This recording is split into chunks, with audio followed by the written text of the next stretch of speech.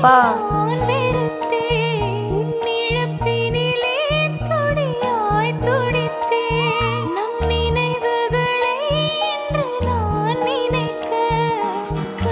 எப்ப எப்பா வருவ?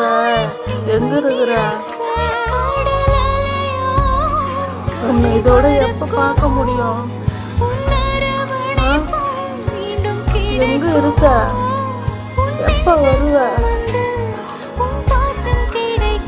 உன்னை பார்க்க முடியல. நினைச்சு நினைச்சு அழுவல.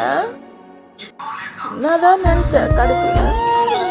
எப்படிதான் எங்களை விட்டு